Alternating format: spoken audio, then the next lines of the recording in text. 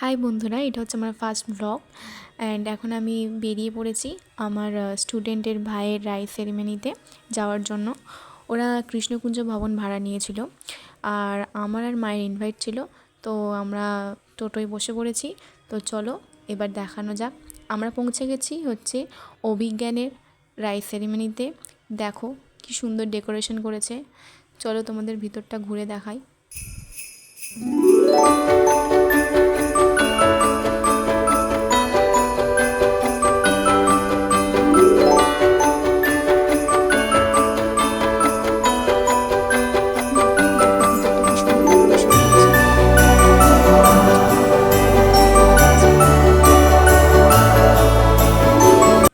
তারপর আমার স্টুডেন্টের সাথে দেখা হয়ে গেল, ওর সাথে একটা সেলফি নিলাম। তারপরে দেখা হলো এই শান্তার সাথে, একটা সেলফি নিয়ে নিলাম।